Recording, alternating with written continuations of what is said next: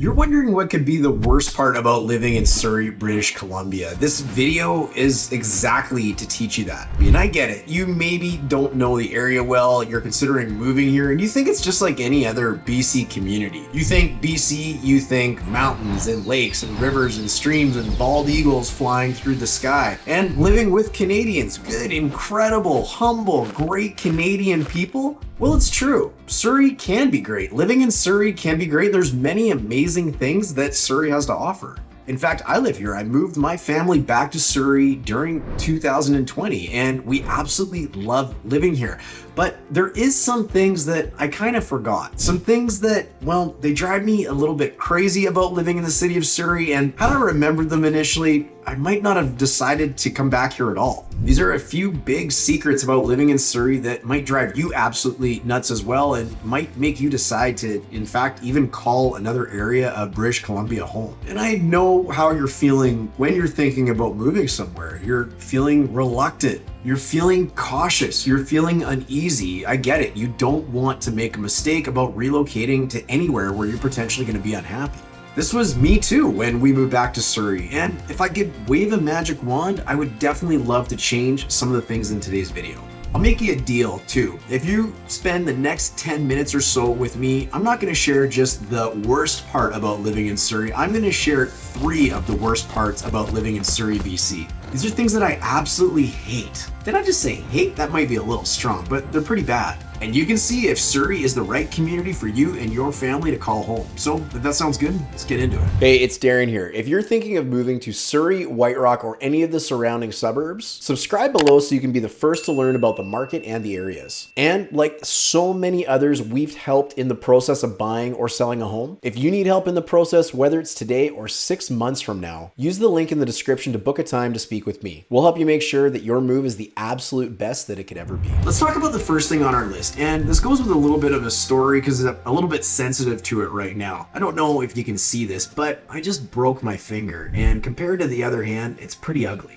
Now this problem, it's not limited to Surrey, but Surrey is completely strained by it. The problem is how bad our healthcare system currently is. Let me paint a little bit of a picture. Surrey is one of the biggest municipalities in Canada, but we've only got 1 hospital. Now you may have known this or you may have not, but there actually is a new hospital that's due to be opened in the Cloverdale neighborhood, a suburb of Surrey, in 2030. It was just recently pushed back 3 years. But this hospital, well, it's supposed to be state of the art, and it's going to cost taxpayers almost $2.9 billion. It's going to feature a new BC Cancer Center, a surgical and peri-operative suite with 5 operating rooms and 4 procedure rooms. It's going to add 168 more hospital beds, which includes both medical and surgical beds, an emergency department. But here's the crazy thing. There's no maternity ward or dedicated pediatric department for young families. Furthermore, 2 doctors were very public about sounding the alarm on this new hospital in the spring of 2024. These doctors work at the current only Surrey hospital, Surrey Memorial.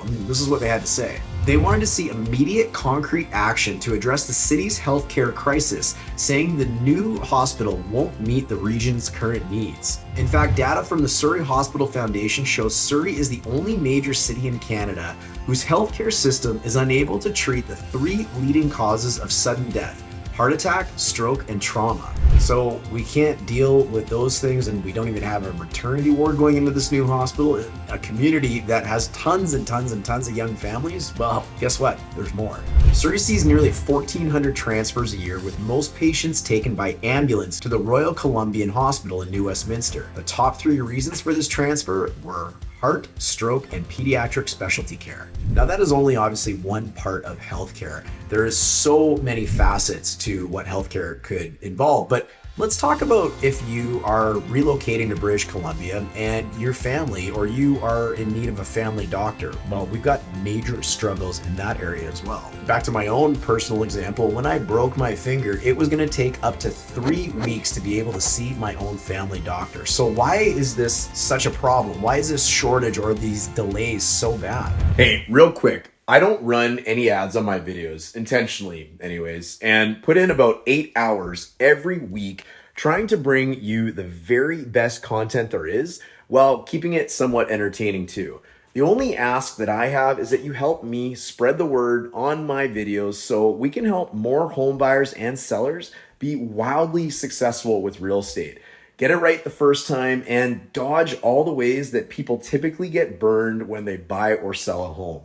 Now, the only way that we can do that is if you give this video just a simple like to help other people like you find the content. That's the only thing we ask you to do. Don't even worry about subscribing. It will take you about 3 seconds and it would mean the absolute world to me, but more importantly, it may change the world for someone else. Thanks for clicking the like button, and I hope you enjoy the rest of the video.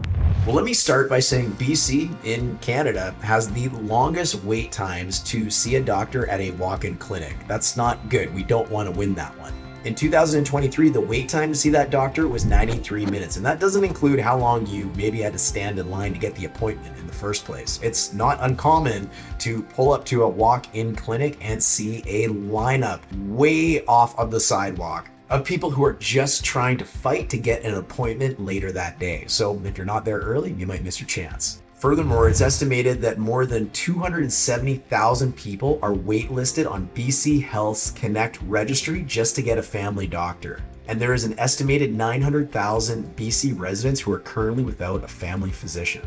Okay, so that one's pretty bad. And that's just one of the worst parts about living in Surrey. But let's jump into one of the reasons why there is a doctor shortage in Surrey and so many other, call them shortages or challenges in the community. And that's because of the development and the infrastructure in Surrey. You see, Surrey is growing at an incredibly rapid pace. Surrey's population as of 2023 was estimated at approximately 610,000 people. The BC government recently estimated that Surrey's population will top 1 million by the mid-2040s. In just over 20 years, 2046 to be exact, the estimated population will be 1,054,000 people. Furthermore, the provincial government's forecast expects Surrey will become BC's most populated city in 2029 when it reaches 785,000 residents, squeaking past Vancouver's 780,000 residents. First of all, this means gone are the days of you buying into a community and kind of expecting that community to remain relatively the same or relatively stable in the coming years.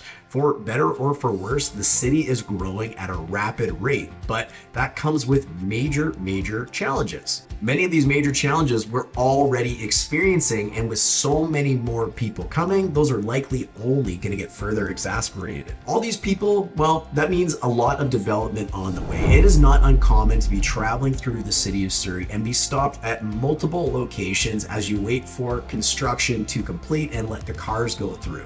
There is development happening absolutely everywhere. Just go down to the north end of Surrey and count the amount of cranes that you can see in the sky at any one given time. It is incredible and unbelievable how much construction is happening in the city all the time. But a lot of those cranes are related to housing. A lot of that construction is related to new housing, but it's not always related, or very unoften is it related to new infrastructure.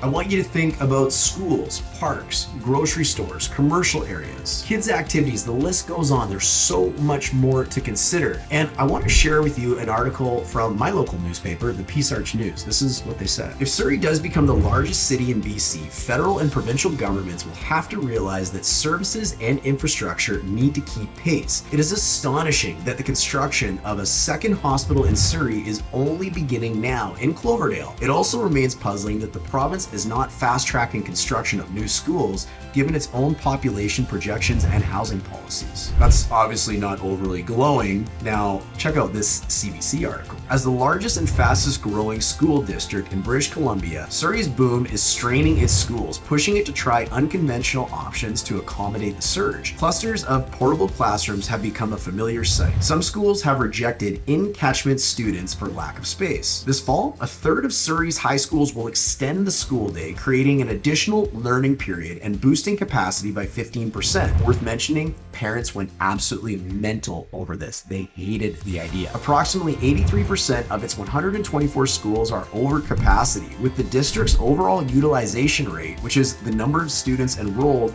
divided by the classroom capacity, sitting at 103%. So just in these two examples, we've got a hospital that's probably not even going to cover the needs of Surrey. By the time it is built, we're going to need more. more, and we've already got schools at complete capacity. Think of all the other infrastructure challenges just because Surrey is growing so fast and welcoming so many new residents to its border each and every year. The last on our list is crime, and I'll be the first to tell you, and this probably isn't news to you, that living in Surrey, or Surrey the city generally, well, it comes with a reputation all across Canada, and unfortunately, it's not a great one. While it might not be quite as bad as what its reputation boasts, well, it is a big municipality. It's huge, it's sprawling, and of course, with any community, you're gonna get your handful of bad actors. Seemingly as well, Surrey is in the news often for unfavorable things that are happening within the community. Now, you might be asking yourself, well, could it really be that bad? And we did a video right here all about Surrey crime and Surrey crime statistics to give you an idea of how Surrey fares in comparison to other communities in not only British Columbia,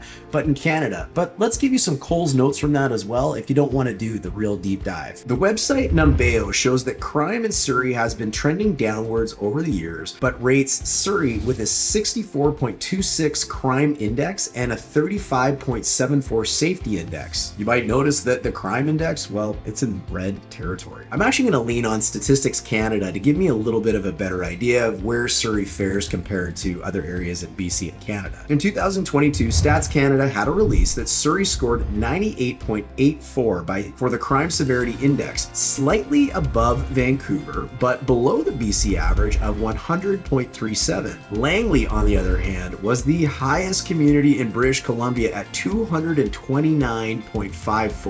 So if you live in Langley or you're traveling to Langley, you might want to watch out a little bit. Just kidding. Or, well, I guess I'm not really kidding. It's kind of interesting, right? Because these numbers tell us that maybe it's really not that bad in Surrey, even though sometimes it can feel really bad. And everything on the news or everything you read online, well, it's sensationalized. I mean, it can look and feel really, really bad sometimes, but these stats don't really support that narrative or that reputation that Surrey might have, does it? Nonetheless, it can sometimes feel a little uneasy living here just based on what we see in the media. And one of the problems too is that can feel further exasperated by the ongoing feud that has been wild in the media by Surrey Mayor Brenda Locke and the province about Surrey's transition to the Surrey Police Service from the RCMP. If you want an interesting read on how not to do politics, on how not to waste taxpayer money, on how to embarrass an entire city on a national stage, you definitely want to read up on this story because it's kind of like a really bad soap opera that nobody wished they ever saw. So there you have it. Those are the 3 worst things about living in Surrey, BC that I wish I could change overnight, if I could. What I'd love for you to do is consider what the level of importance is of these 3 that I've mentioned and really decide on whether Surrey still might be the community for you. Of course, we hope to see improvements in the area, and we're going to have to trust the various levels of government that they're going to continue to improve some of these problems and hopefully get it right for the residents of this city in the end. So now that you know what you need to know before you make your decision, I've got 3 things I'm going to leave you with so you can be as successful as possible in your home buying or home search or home renting endeavors. So just before I ask you to subscribe to our channel to make sure that you get everything you need to know about living in Surrey, BC, White Rock, BC, or anything to do with BC real estate in general, like this video, helping us get it out to everybody that needs to hear this information, I want you to comment below and let me know if you're a local, what you think the worst parts about living in Surrey are. Or if you've got a question and you're from out of town, well, ask it in the comments section below and people from our community will get back to you to make sure you get the answers you are looking for. But look, first of all, I want to tell you about our BC Home Buyers course. This is over 3 hours of video content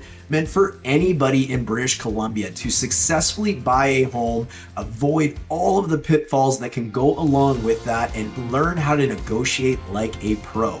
This is offered for free for a limited time before we release it to the general public, along with our regular price tag of $349 for lifetime access. Well, you can get it right now, and you can get lifetime access right now for absolutely free. Number 2, if you are considering moving to the area of Surrey, you can book a time with me and my team to chat all about Surrey. We just want what is best for you. So feel free to make use of the online link to book a time with me and my team, and we will make sure we set you off on the right foot. And lastly, if you are looking to buy a home, you want to check out this video video right here coming up next, because it's going to let you know everything you need to know about buying your next home in British Columbia. Just the shorter version, much shorter than the BC Home Buyers course, which is awesome, and definitely you want to check that out. We'll see you next time.